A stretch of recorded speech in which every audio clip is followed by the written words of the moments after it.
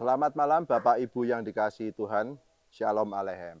Kita berjumpa lagi pada program Remas Renungan Malam Singkat Paroki STMJ Stella Maris Jepara, yaitu pada edisi 8 Desember 2024. Tema renungan malam ini adalah bahwa Tuhan konsisten mengampuni dosa manusia. Dari awal kesalahan Adam dan Hawa sampai dengan sekarang, Tuhan tetap konsisten mengampuni dosa kita. Salah satunya adalah yang ada pada bacaan hari ini, yaitu dari Lukas bab 1-6. Di situ diberitakan bahwa Yohanes Pembaptis mengatakan, "Bertobatlah, berilah dirimu dibaptis, maka Allah akan mengampuni dosamu." Allah akan mengampuni dosamu. Mari kita mulai renungan ini tentang konsistensi Tuhan mengampuni dosa kita. Kita mundur ke awal, yaitu pada Kejadian bab 3 ayat 3. Silakan dibuka Kejadian bab 3 ayat 3. Tetapi tentang buah pohon yang ada di tengah-tengah taman, Allah berfirman, "Jangan kamu makan ataupun kamu raba, nanti kamu mati." Tapi pada kenyataannya, Adam dan Hawa tidak mati, padahal dia sudah melakukan kesalahan besar, melakukan sebuah dosa besar, melanggar perintah Allah. Dan tidak ada satu orang pun yang dalam kondisi berdosa kuat ada di hadapan Allah. Apa yang ada di hadapan Allah haruslah suci. Maka Adam dan Hawa dipinggirkan dulu supaya dia tidak mati. Itu adalah sebuah bentuk pengampunan dari Tuhan. Jadi pada awal mulanya Tuhan sudah memberi pengampunan, yaitu kepada Adam dan Hawa. Itulah pengampunan yang kelihatan sekali ada di kitab suci. Sesudah itu, Tuhan menjanjikan penyelamat, yaitu Mesias, yang dijanjikan untuk menjadi penebus dosa manusia. Dan siapakah Mesias itu? Mesias itu adalah Yesus. Pada Kisah Para Rasul bab 13 ayat 38, Kisah Para Rasul bab 13 ayat 38, "Jadi ketahuilah, hai saudara-saudara, oleh karena dialah maka diberitakan dosa kamu diampuni." Jadi ketahuilah, hai saudara-saudara, karena dialah maka diberitakan kepada kamu tentang pengampunan dosa. Itulah tujuan Tuhan Yesus datang ke dunia menjadi manusia, yaitu pengampunan dosa. Lalu bacaan hari ini, Yohanes Pembaptis mengatakan, "Bertobatlah, beri dirimu dibaptis, maka Allah akan mengampuni dosamu."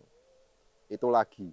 Lalu selanjutnya, apa yang diberitakan Yesus sejak awal dia mewartakan Injil. Dia berkata di Matius bab 4 ayat 17. "Sejak waktu itulah Tuhan Yesus memberitakan, bertobatlah sebab kerajaan surga sudah dekat."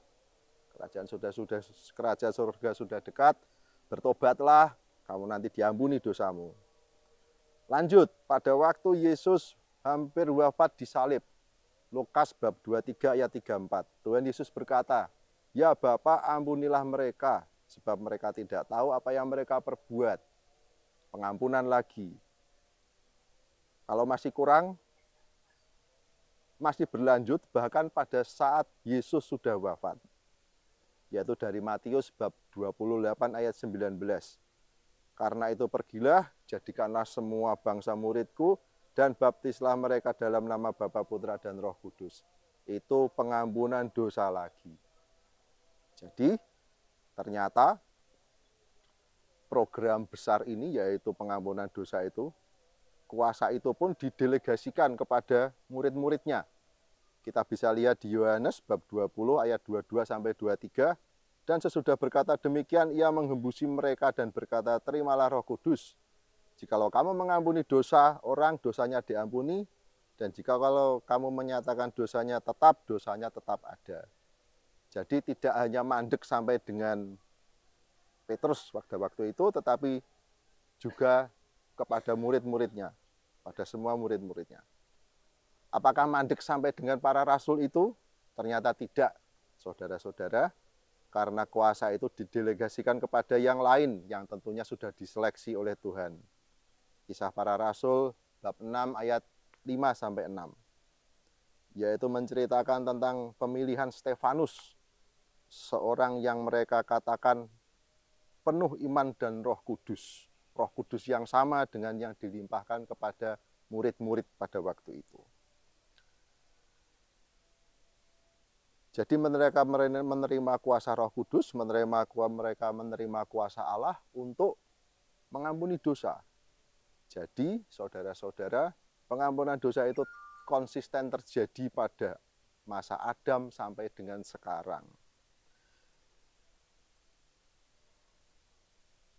Jadi saudara-saudaraku, Tuhan Yesus itu tidak iseng ya. Tujuannya adalah memberitakan bahwa ada pengampunan dosa. Apakah